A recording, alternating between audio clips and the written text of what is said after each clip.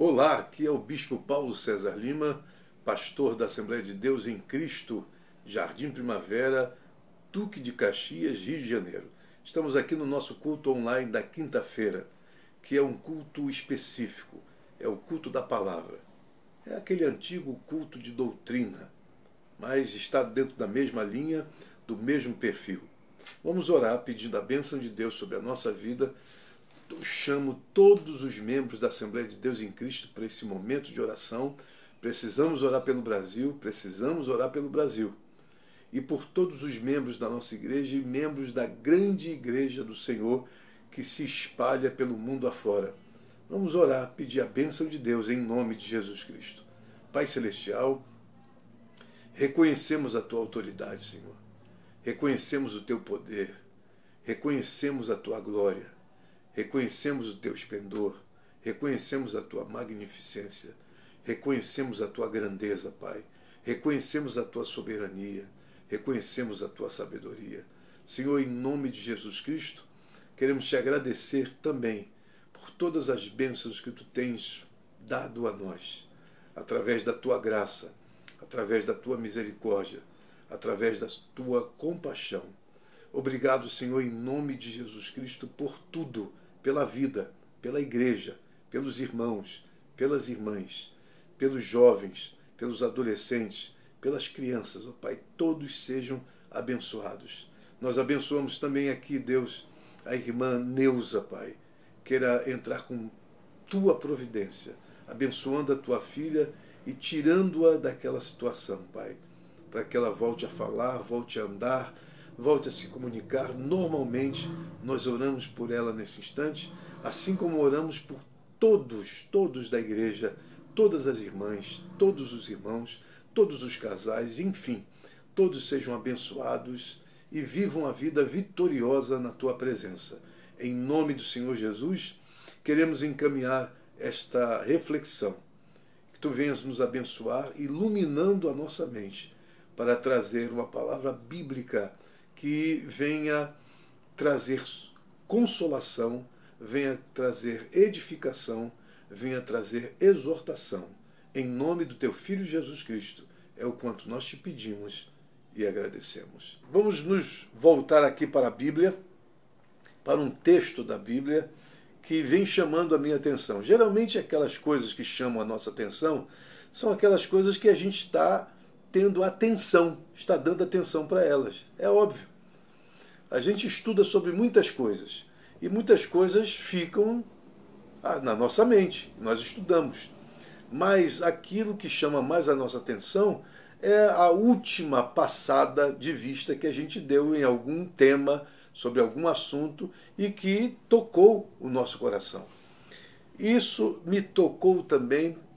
Esse texto está na segunda epístola que Paulo escreveu aos Tessalonicenses, capítulo 2. Segunda epístola que Paulo escreveu aos Tessalonicenses, capítulo 2, do versículo 1, e vamos ver até o versículo de número 4. Capítulo 1, do versículo 1 até o versículo 4. Diz assim um texto. Então eu vou dizer por que eu estou pegando esta passagem bíblica. Porque há muitas coisas que estão acontecendo ao nosso redor. E quando se fala de coisas que têm a ver com um fim, coisas que têm a ver com a escatologia, coisas que têm a ver com o estudo acerca das coisas finais, tem muita coisa que está acontecendo no nosso torrão brasileiro que foge completamente das Escrituras Sagradas. Então a gente quer se voltar para as Escrituras para entender bem toda essa situação. A epígrafe do texto diz: a revolta, o perverso e a misteriosa maldade. Eu estou lendo aqui na NTLH, que é a nova tradução na linguagem de hoje. Alguns não gostam dessa tradução, mas eu gosto por dois motivos. Primeiro, está se tratando de uma tradução por equivalência dinâmica. É o texto da NTLH. Em segundo lugar, a atualização da linguagem. Porque você tem Bíblias, agora mesmo a gente estava conversando, eu e meu filho, o pastor Alexandre, e ele estava falando que estava lendo a Bíblia King James, que é uma Bíblia com uma versão muito antiga, com uma tradução muito antiga. Então, as palavras que você encontra nessa Bíblia são palavras que às vezes nem você, nem um dicionário consegue entender o que está sendo dito ali.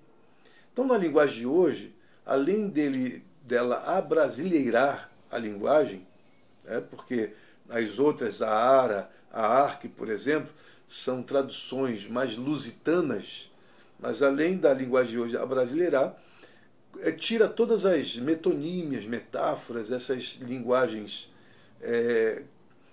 com dificuldades, de você entender, e coloca numa linguagem direta.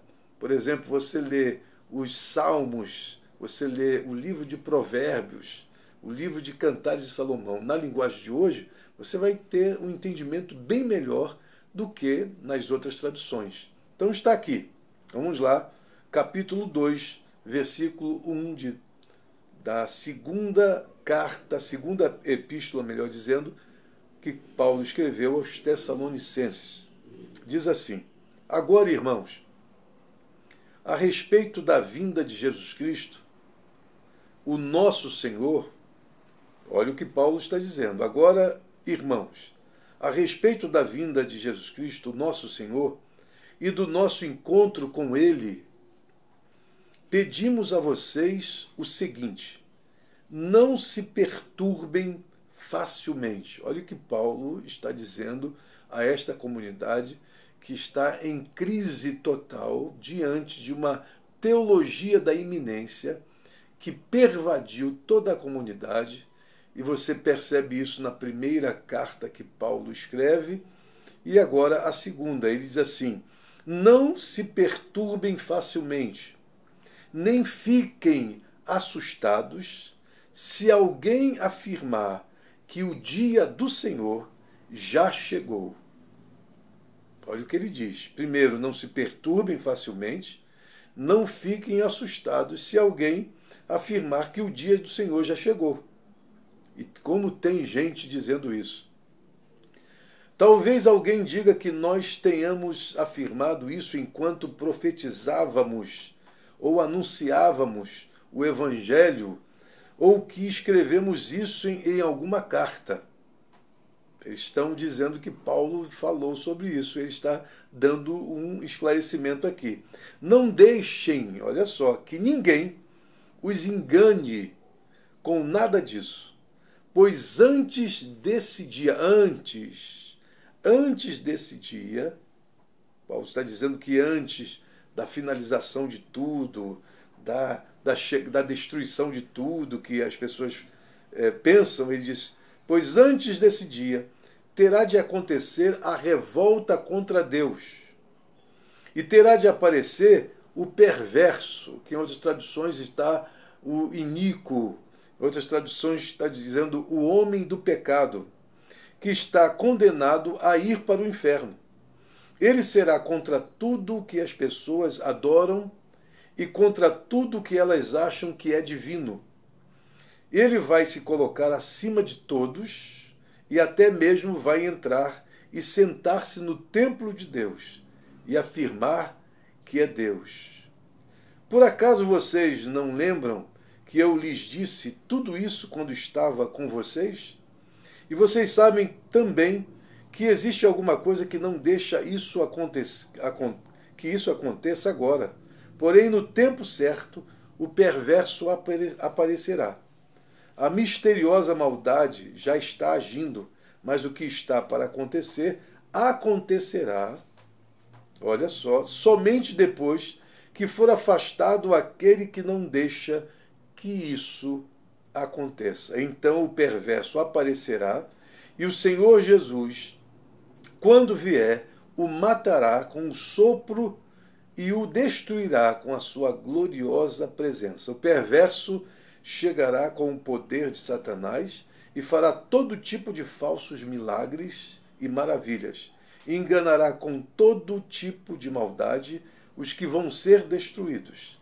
Eles vão ser destruídos porque não aceitaram nem amaram a verdade que os poderia salvar. Por isso Deus envia o poder do erro para agir neles a fim de que acreditem naquilo que é falso. O resultado disso é que serão condenados todos os que não creem na verdade, mas têm prazer no pecado. Diz Paulo, escrevendo a sua segunda carta aos Tessalonicenses, isso por via e por meio de uma visão tradicional. Então vamos ver aqui agora. Os escritos de Paulo, dentro do Novo Testamento, são os que mais têm servido de pesquisa, de análise e de aprofundamento. Os que estudam Paulo, como N.T. Wright, que é um dos grandes agora que escreveu sobre Paulo, e ele pertence a um grupo da Nova Perspectiva Paulina, das cartas paulinas, uma análise mais contemporânea dessas cartas. Alguns vão chegar e dizer que a segunda carta escrita aos Tessalonicenses não foi Paulo que a escreveu. Tem algumas razões que nós não vamos passar aqui agora, mas se você quiser saber, venha estudar no Seminário Teológico Livre, Centel, que estaremos recomeçando as nossas aulas no dia 13 de setembro, que vai cair numa sexta-feira, reiniciando as aulas a partir das 19h30. Então, se você quiser saber mais sobre isso, as epístolas paulinas, as comunidades paulinas, para você entender o que eu estou dizendo. Tem várias razões para que os estudiosos, os teóricos, cheguem a esta conclusão. Mas o que deve chamar a nossa atenção para isso? É que as pessoas ficam, às vezes, apavoradas. As pessoas entram em estado de terror, entram em estado de histeria, às vezes, com esses escatons ou escatões que vêm por aí. Escatões é um tipo de neologismo que eu uso para chamar a atenção de você para aquelas pessoas que fazem uma escatologia toda espalhafatosa, uma escatologia que nada tem com a Bíblia Sagrada. São escatologias que eu chamo de nostradamização da própria escatologia. Nostradamus foi aquele elemento que é muito utilizado até hoje, quando eles querem associar algum fato ocorrido no mundo atual com as profecias de Nostradamus. O problema não são as profecias de Nostradamus, mas sim os intérpretes dessas profecias. O problema não é tanto Nostradamus. Ele escreveu no latim provençal, extremamente difícil para ser decodificado, mas o problema são aqueles que se colocam como seus intérpretes e falam as piores besteiras que se pode ouvir. O pior é quando isso acontece, porque quando acontece fora, dentro do mundo secular, é uma coisa. O pior é quando isso acontece dentro das comunidades cristãs. São profetas que se levantam, são elementos que trazem um tipo de sinistrose, uma hecatombe, uma destruição, que o planeta vai ser varrido, que o planeta vai ser destruído, que o planeta... Meu Deus, tantas informações cabalísticas, tantas informações fora de contexto, tantas informações que são verdadeiras aberrações bíblicas. E aí, isso ainda traz para o leigo, para aquele que desconhece os textos bíblicos e como analisá-los, as pessoas ficam à mercê e reféns de toda essa situação, entrando em estado totalmente de crise, estado patético de crise. Então eu estou aqui para tentar fazer referência a todos esses assuntos de uma forma mais bíblica e mais centrada, mais coerente, para dar a você a condição de você ouvir tudo isso, mas com mais tranquilidade na alma. Amém? Bem, qual é a situação aqui dessa segunda carta? Tudo indica que a segunda carta foi escrita não muito tempo depois da primeira. Não demorou muito para que a segunda carta paulina fosse escrita. Eu fico mais com a tradição paulina até que as coisas sejam resolvidas de uma forma melhor. Então a ciência ela é importante? Mas a gente tem que fazer uma análise. Ciência, quando vem, ela é sempre teórica nesse sentido. E nem sempre as teorias elas são verdadeiras. Então, há um problema, há uma demanda na segunda carta, na segunda epístola que Paulo escreveu aos Tessalonicenses. Na primeira epístola, Paulo reafirma, ratifica com toda a força da sua pena que realmente haverá o encontro com o Senhor, haverá a ressurreição, haverá a manifestação do Filho de Deus, de Jesus, haverá de fato o arrebatamento, haverá de fato o encontro com o Senhor. Então isso é fato. Mas, eu não sei porquê, isso gerou por parte, não de Paulo, mas por parte de algumas outras pessoas que estavam confundindo a comunidade em Tessalônica. E essa comunidade começou a absorver uma ideia da chamada teologia da iminência. O que é a teologia da iminência?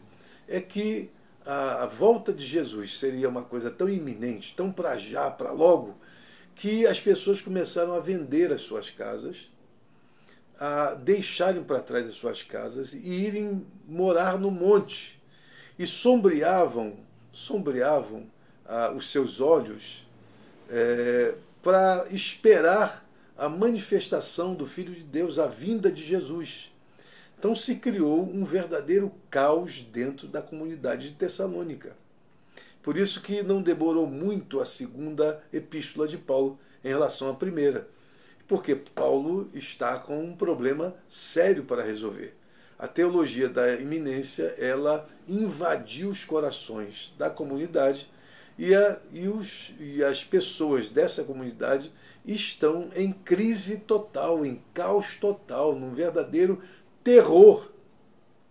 E aí Paulo, quando escreve a segunda epístola, ele já começa por dizer, é interessante isso aqui, porque ele já começa por dizer, no versículo 1, capítulo 2, versículo 1, ele diz assim: agora, irmãos, a respeito da vinda de Jesus Cristo, tá, que é a parúcia, o nosso Senhor, e do nosso encontro com Ele, que eu vejo aqui o arrebatamento. Tem gente que não tem nada a ver com o arrebatamento, eu vejo aqui o arrebatamento.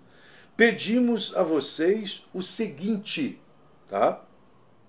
Não se perturbem facilmente. Então Paulo está dando um aconselhamento, é um texto exortativo para que as pessoas descansem e não fiquem perturbadas em relação a tudo que está acontecendo ao seu redor e aos temas que estão sendo tratados com relação à vida de Jesus.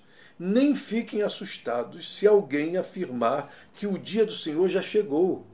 Tinha gente dizendo que o dia do Senhor, o do juízo, o dia do Senhor é o dia do juízo, dos julgamentos, já havia chegado.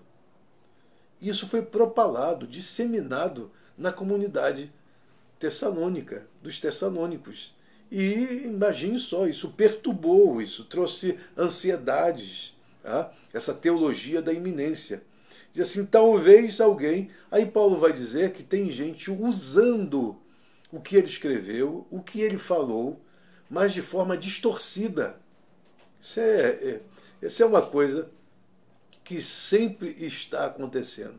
Então as pessoas, geralmente, elas não falam aquilo que está escrito, mas falam aquilo que está na sua cabeça.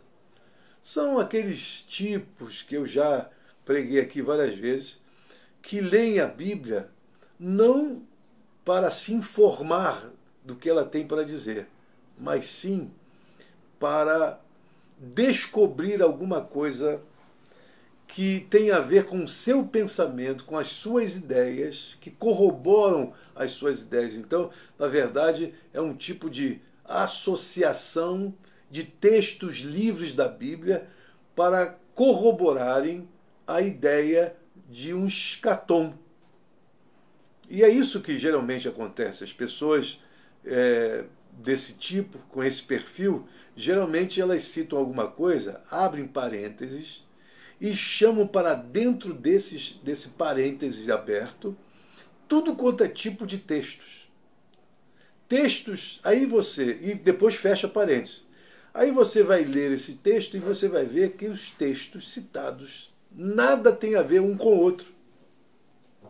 São textos de contextos diferentes, situações diferentes, momentos diferentes, comunidades diferentes, desafios diferentes, e a pessoa arrola tudo isso e joga dentro do parênteses para corroborar com a sua ideia. E geralmente as pessoas não fazem a leitura dos textos. E quando fazem completamente encabrestadas, porque elas não avaliam exegeticamente cada texto que está ali citado. Porque se você avaliar, você vai ver que é um disparate total. Então Paulo está dizendo que alguns pegam os seus escritos, distorcem, e estão dizendo que ele está falando, ele que está dizendo acerca disso. Aí vem o versículo que está aqui, olha. Não se perturbem facilmente, nem fiquem assustados se alguém afirmar que o dia do Senhor já chegou. Talvez alguém diga que nós tenhamos afirmado isso enquanto profetizávamos, ou anunciávamos o Evangelho, ou que escrevemos isso em uma carta. Olha o que ele está dizendo. Não deixem que ninguém os engane com nada disso. São enganadores. Esses escatões que tentam associar coisas da atualidade, coisas tissunâmicas, tá? Como eu falo assim, coisas tissunâmicas, aliando isso para tentar dizer que as profecias estão se cumprindo, esses são escatões loucos, treslocados. E não se deixem enganar por isso, pois antes desse dia, aí Paulo diz assim, antes desse dia chegar, ou seja, a segunda vinda de Jesus, o dia do Senhor, que será um julgamento, antes desse dia chegar, Paulo diz assim, terá de acontecer a revolta contra Deus.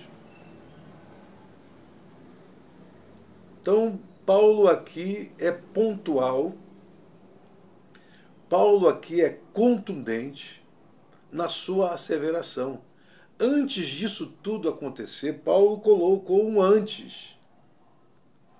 Que na primeira epístola, Paulo não coloca isso, apenas ratifica que a vinda de Jesus é uma coisa certa, incontestável, insofismável. Agora, quando chega na segunda carta, que ele vê que as coisas estão totalmente degringoladas, há um caos, há um terror, há uma ansiedade, há uma preocupação gerada por todos esses escatões que estão passando essa mensagem errada para o povo. Então Paulo diz assim, opa, antes de acontecer tudo isso, primeiro vai acontecer a revolta. Ele diz assim, antes desse dia terá de acontecer a revolta contra Deus, e terá de aparecer o perverso, ou o homem do pecado, ou o iníquo, que está condenado a ir para o inferno.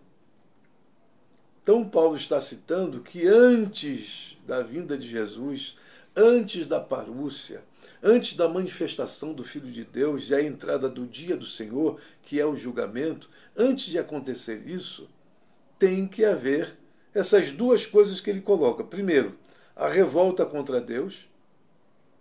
Segundo, a aparição do perverso, que é condenado para ir para o inferno.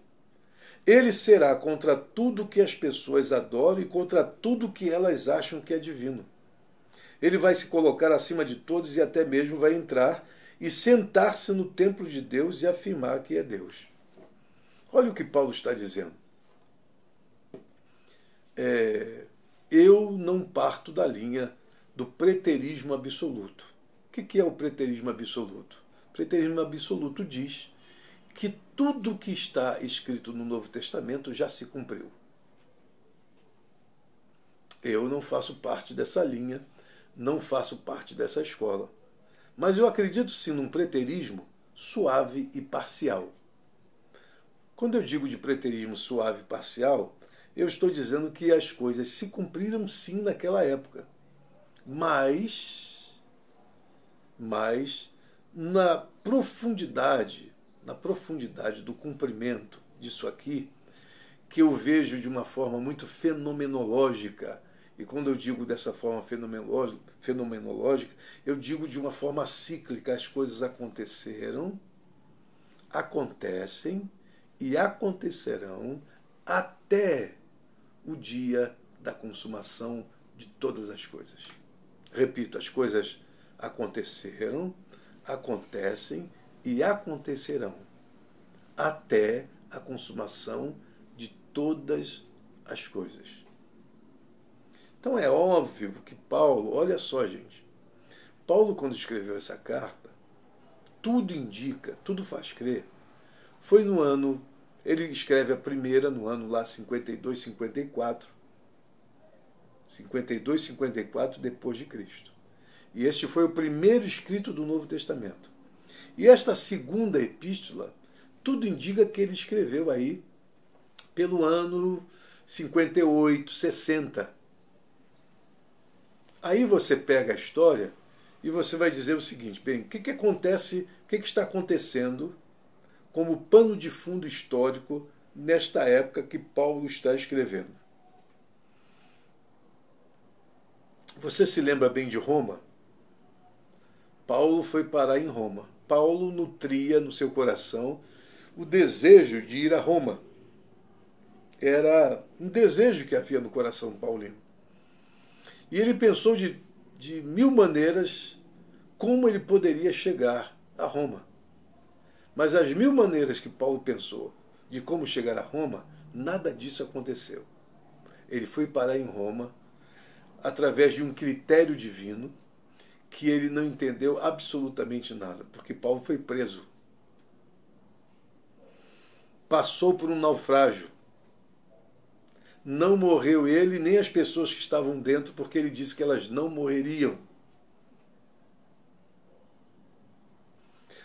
Paulo, quando chegou a Roma no primeiro momento, ele foi muito bem recepcionado pela comunidade que já estava ali, de cristãos, em Roma. Colocaram Paulo numa casa boa, foi muito bem recepcionado. Ali ele escreveu várias cartas. Ou ele escreveu, ou ele citou e alguém escreveu no lugar dele. Várias cartas. Esse foi o primeiro momento de Paulo. Mas Paulo, é lógico, viveu dentro de uma situação onde ele sentia os ares que estavam em Roma, os ares pesados que estavam em Roma e que poderiam submeter Roma à situação em que ela foi submetida no ano 64, quando Nero ele começa a perseguir os cristãos. E a perseguição ela foi sistêmica, foi sequenciada, ele garantiu que todos os cristãos seriam mortos, destruídos. Imagine só você...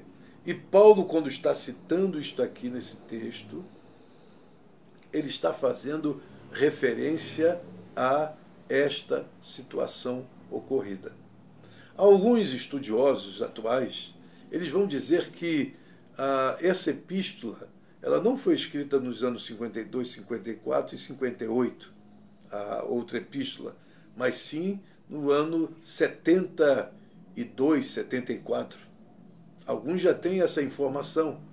E se isto for uma verdade, que Paulo escreveu nos anos 72, 72, então 72, 70, 72, 74, quer dizer que ele escreveu a epístola foi escrita, não por ele, é lógico, a epístola foi escrita já tendo a destruição de Jerusalém, que foi no ano 70, pelo filho de Vespasiano. Então, se isso é verdade, olha quanta coisa se tem que estudar, porque datações dos textos bíblicos é uma coisa muito pesada. E geralmente a gente faz datação jogando sempre entre parênteses uma interrogação, que não se sabe realmente se foi naquela data ou não. Não há uma precisão. É aquela coisa de quando você faz uma pesquisa de campo, você bota mais para mais ou para menos. Pode ser para mais, como também pode ser para menos. Por exemplo, quando você faz a datação do livro de Daniel, alguns colocam o livro de Daniel no 6º século antes de Cristo, lá pelos anos 568, por aí. Alguns outros pesquisadores, alguns outros teóricos dessa área vão colocar a datação no século III, século II. Olha a diferença. Porque século II, século III, antes de Cristo, foi exatamente quando você está entrando na revolta dos Macabeus. A guerra dos Macabeus contra os Seleucidas, contra os Ptolemaicos. A guerra dos Macabeus. Então, se coloca a datação, quando você pegar o livro de Jó e colocar a datação, que foi um livro escrito antes do livro de Gênesis. Aí vem alguns outros teóricos que estudaram profundamente o assunto e dizem não. O livro de Jó, tudo indica que ele foi escrito antes, durante e depois do exílio. Significa que estamos lidando com uma coisa que, além de ser algo extremamente difícil, não dá para você ser absoluto e dizer com total certeza que foi ou deixou de ser essa data. Você tem datas aproximadas. Mas no estudo que a gente deve fazer, até um estudo cronológico, a gente deve entender isso. Que essas epístolas elas surgiram, mesmo que na disposição que está no Novo Testamento, mas elas foram os primeiros escritos. Os primeiros escritos do Novo Testamento foram as duas epístolas de Paulo, a primeira e a segunda epístola aos Tessalonicenses. Você entende o que é isso? Então, Paulo está debaixo dos ares romanos e ele percebe isso e diz que antes que aconteça a vinda de Jesus, tem que acontecer essa manifestação. Esta manifestação tem que acontecer, que ele chama de perverso, aqui no texto da NTLH, de homem do pecado. Homem do pecado. Não, mas o que está escrito é anthropos tu nomos. Então significa que não é homem do pecado. A tradução aí está errada. Seria um homem sem lei, um homem contra a lei, um homem que perverte a lei. Tá? Um iníquo, de fato. O homem do pecado seria uma tradução que não seria fiel aos originais. Então o que eu quero dizer para vocês que a vinda de Jesus, a segunda vinda de Jesus é mais do que certa, é garantida. Ninguém perturbe a sua esperança. Ninguém tire de você a capacidade de olhar para frente e sentir no seu peito, no seu coração, que a vinda de Jesus é uma coisa certa. Agora, do jeito que as pessoas começaram a colocar a vinda de Jesus, isso dificultou e bastante a nossa compreensão. E por quê? Porque colocaram várias coisas sobre o tema da segunda vinda de Jesus que trouxeram este tipo de dificuldade. Por exemplo, quando você fala de um arrebatamento em duas fases, você já dificulta a compreensão da segunda vinda de Jesus. Quem trouxe essa ideia, além de Darby, além de MacDonald, profetisa MacDonald, além de Scofield, que os três trouxeram esta ideia, da segunda fase da vinda de Jesus, de duas fases, aliás, da vinda de Jesus. Uma, ele vem em secreto, e a outra, todo olho verá. Mas, quando se coloca assim, não há texto bíblico que ratifique tal ideia. Muito pelo contrário. Os textos bíblicos retificam essa ideia. Em vez de ratificarem, eles retificam essa ideia.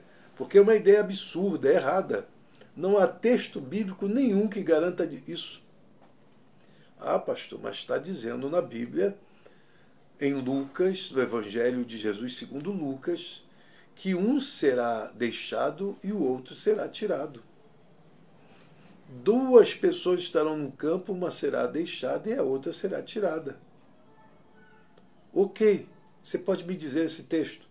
E aí eu digo para você, eu digo assim, bem, você fez uma menção, a referência de um texto. Você leu o contexto desse texto?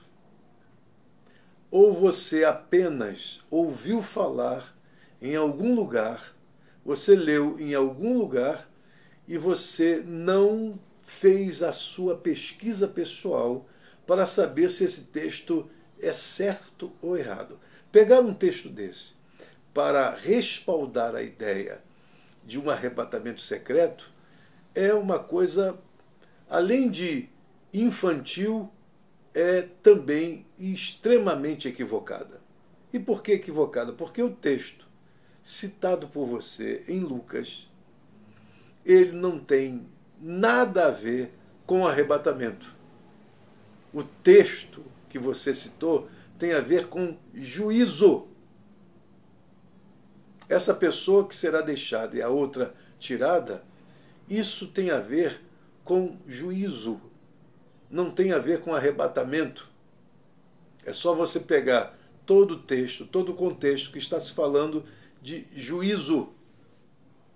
Não está se falando de arrebatamento, está se falando de juízo. Ou seja, quando o juízo vier, através, geralmente, da dominação de um povo, esse povo, quando vier, deixará um e levará outro. A visão é esta. O que aconteceu no ano 70. Os textos que estão alinhados, os textos dos sinóticos que estão alinhados, capítulo 24 de Mateus, capítulo 17 de Lucas, capítulo 13 de Marcos, os textos que estão aliados, foi o que a gente chama de juntada que cada evangelista fez dos sermões pregados por Jesus, que tinha a ver com essa coisa da escatologia, sermão profético. E cada um fez a sua juntada do seu modo. Quem fez a juntada mais, eu diria assim, perfeita, foi Mateus. O conteúdo da juntada de Mateus é bem maior do que o conteúdo de Marcos e do Lucas. Só que Lucas, ele traz alguns detalhes que Marcos não apontou e nem Mateus também. Só em Lucas que você vai ver esses apontamentos. O que eu quero esclarecer para você é o seguinte, que quando Jesus, por isso que as pessoas estão falando da restauração de Israel, e por isso os discípulos não entenderam absolutamente nada sobre a cruzada que Jesus fez, quando fazem esta pergunta a Jesus: Senhor, quando restaurarás a Israel? Quer dizer, eles não entenderam nada. Que quando Jesus chega a Jerusalém, diante daquele templo suntuoso, a suntuosidade do templo de Herodes, era uma coisa magnífica. Qualquer um pararia. Era uma das sete belezas do mundo antigo. Era uma coisa extraordinária, estupenda, magnífica. E os discípulos estavam viajando ao olhar a magnificência daquele templo. Enquanto isso, Jesus, com a sua visão espiritual e futurista, ele diz: Jerusalém, Jerusalém, que mata os profetas e apedreja os enviados. Quantas vezes eu quis te juntar, como a galinha junta os seus pintinhos, e tu não quiseste. Por isso, esta casa ficará vazia, não ficará pedra sobre pedra sobre ela. Enquanto os discípulos, sem nenhum tipo de argúcia, sem nenhum tipo de apercebimento sobre o futuro das coisas, eles estão ali admirados, perplexos, estupefatos, diante da visão que estão tendo da suntuosidade, da grandiosidade do templo, da grandiloquência que aquele templo fazia em relação às pessoas. Enquanto isso, Jesus com uma visão profunda, Jesus com uma sensibilidade e um apercebimento extraordinário, vê tudo aquilo no chão, destruído. Jesus tem uma visão antecipada da destruição de Jerusalém. E foi uma destruição terrível. Segundo Flávio Josefo, tinha mais de 1.200.000 pessoas na cidade de Jerusalém. Olha, eles não entenderam nada, porque Jesus, ao dizer o que disse, ele diz assim: quando isto acontecer, deixem tudo para trás, não volte para pegar absolutamente nada, e corram, fujam para os montes. Segundo Flávio Josefo, ninguém fez isso. Mas todos foram para dentro da cidade de Jerusalém e ficaram próximo ao templo, esperando a misericórdia de Deus. E a mortandade foi muito séria, porque Jerusalém ficou sitiada pelo filho de Vespasiano. As pessoas começaram a passar fome, ter fome e sede, que eles cortaram. Ninguém podia entrar, ninguém podia sair. Mortandade terrível. E algumas coisas que, citadas por escritores da época, citadas em seus escritos, dizendo o que aconteceu dentro da cidade. Aquilo que Jesus previu, aquilo que Jesus anteviu, aquilo que Jesus percebeu com a sua espiritualidade e que ninguém percebeu, porque como é que uma coisa tão grandiosa pode não ficar pedra sobre pedra, não ficar pedra sobre pedra? Como isso pode acontecer? Então, os discípulos não entenderam muita coisa sobre o que Jesus estava falando, porque se entendessem, jamais faria esta pergunta a Jesus: quando será a restauração de Israel? Porque Jesus, na visão dele, não teria restauração, teria destruição. Mas a resposta de Jesus foi em cima. Enquanto eles perguntam quando será a restauração de Israel, Jesus responde que eles não sabem o dia, nem a hora, nem as estações que o Pai estabeleceu pelo seu próprio poder. Mas, aí ele coloca uma adversativa: mas recebereis o poder do Espírito Santo, dinamis, e ser-me-eis testemunhas em Jerusalém, Judeia, Samaria, até os confins da terra.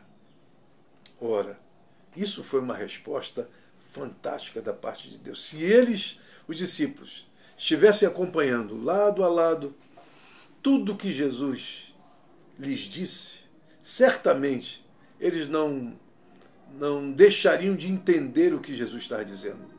Enquanto eles estavam pensando numa restauração nacional, Jesus estava pensando numa restauração universal. Enquanto eles estavam pensando numa comunidade judaica, Jesus estava pensando numa comunidade cristã. E essa comunidade, ela retém pessoas de todas as demais comunidades do mundo. Enquanto eles estavam sendo solidários, uma solidariedade grupal, Jesus estava pensando numa solidariedade universal.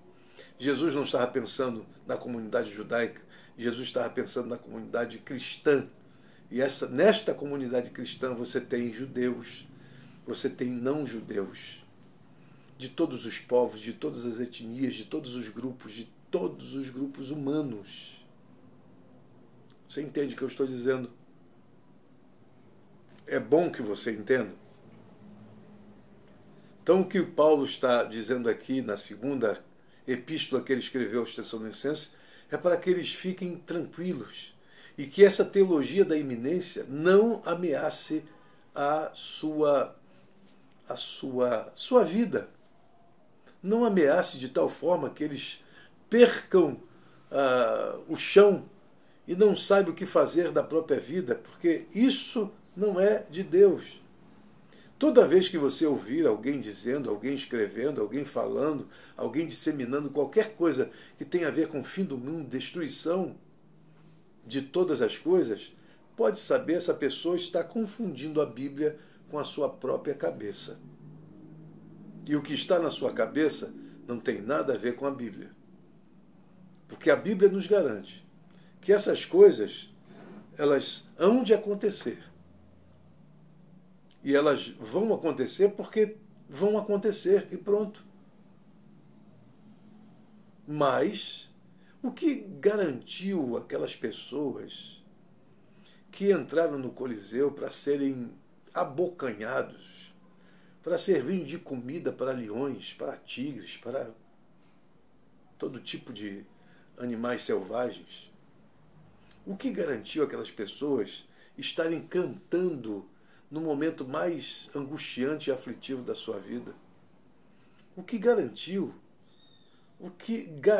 aquelas pessoas que foram penduradas numa cruz e depois de betumadas da cabeça aos pés, serviram de lamparinas para iluminar Roma? O que garantiu que essas pessoas, ao serem penduradas e queimadas vivas, elas ainda estavam cantando? Isso dizem os historiadores, cantando. E que em vez de darem gritos desesperadores, eles cantavam. O que garantiu tudo isso é a presença do Espírito Santo, é a presença de Deus na vida dessas pessoas. Que há um momento onde Deus, ele entra tanto na nossa vida e se faz presente na nossa vida, que a morte passa a ser um ganho, uma premiação. Olha o que Paulo diz no momento da sua morte: combati o bom combate, acabei a carreira e guardei a fé. E desde agora a coroa da justiça me está preparada, e não somente a mim, mas a todos quantos esperam a vinda do Senhor. O que garante na nossa vida que essas coisas vão acontecer? Criar um tipo de escapologia onde você termina escapando das tribulações. Não. Não é isso que a Bíblia diz em todos os relatos e narrativas que você tem. Sempre o povo de Deus é acometido por alguma coisa. Mas não é este acometimento que paralisa o povo de Deus. Muito pelo contrário. Toda vez que o povo de Deus entra e sai de uma tribulação, ou pelo menos aqueles que saem muito mais fortes, muito mais cheios de fé, muito mais dispostos. E por quê? Porque o sofrimento faz isso com a gente. Eu não estou colocando você numa situação agora que você deve repensar tudo, mas olha aqui, olha para isso que Paulo está dizendo aqui. Paulo está dizendo que não são esses faladores, não são esses disseminadores do caos, esses que pregam a catástrofe o tempo todo, só pregam catástrofe, esses pessimistas com olhares pessimistas para o mundo, não são esses que vão abalar a nossa fé. Não são esses que vão trazer preocupação para a gente. Porque essas coisas sempre vão acontecer dentro de um certo contexto. Isso não quer dizer, como Pedro vai falar, que algumas pessoas se tornaram céticas em relação à vinda de Jesus. Nós não vamos ser céticos de forma nenhuma, porque nós acreditamos piamente. Mas acreditamos no que Jesus falou no capítulo 14 do 4º Evangelho. Não se turbe o vosso coração. Credes em Deus, mas crede também em mim. Na casa de meu Pai há muitas moradas. Se não fosse assim, eu vou-lo teria dito. Vou preparar-vos lugar. E quando eu for e vos preparar lugar, virei para mim mesmo, para que aonde estiver, estejais vós também. Aí se levanta Filipe e diz: Senhor, nós não sabemos o caminho. E ele diz: Filipe, eu estou tanto tempo contigo. Eu sou o caminho, a verdade e a vida. Ninguém vem ao Pai, não é vai ao Pai, não. Ninguém vem ao Pai, a não ser por mim. O próprio Jesus disse: aquele que me ama, o meu Pai o amará. E viremos para ele e faremos nele morada. O que Jesus está dizendo com essas palavras é que o coração dos discípulos que estavam se vendo ameaçado por uma solidão sem a presença de Jesus. Eles seriam abençoados com outro tipo de relacionamento entre Deus e eles. Agora, não mais espacial, não mais limitado ao espaço, não mais limitado ao tempo, não mais limitado a uma geografia espiritual. Não.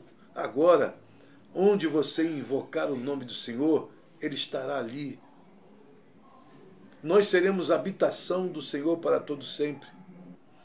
Essa grande morada do Espírito Santo, que é a igreja do Senhor, e que o Espírito Santo habita em nós, essa morada é uma coisa simplesmente incontestável para nós. Então quer dizer que o consolo nós temos, a presença do Senhor nós temos, a graça do Senhor nós temos. E por que ficar tão desesperado?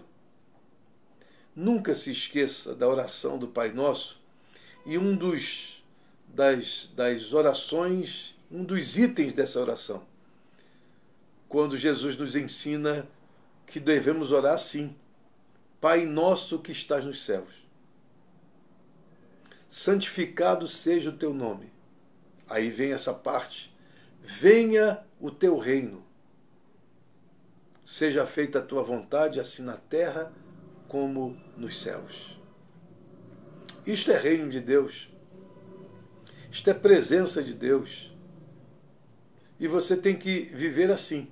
Estar no reino de Deus é fazer a vontade de Deus. Fazer a vontade de Deus é estar no reino de Deus. E eu nem vou entrar aqui nas questões da simbologização que existe no Novo Testamento.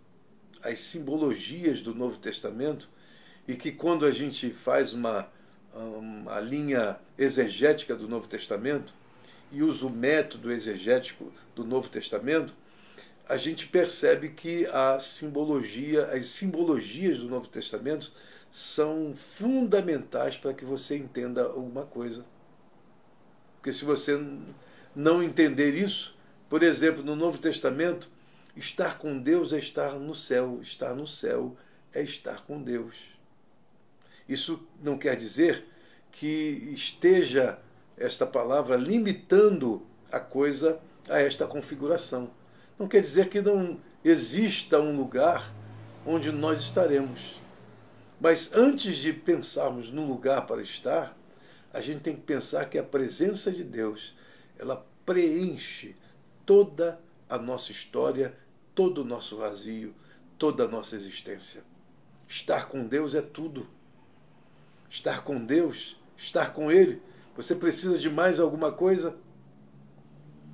Porque se você tem a ideia de um céu cheio de anjinhos, de um anjinho numa nuvem tocando harpa, se você acha um céu, um lago de águas tranquilas, relvas maravilhosas, crianças brincando, anjos cantando, essa dimensão que você está tendo é uma dimensão extremamente infantil.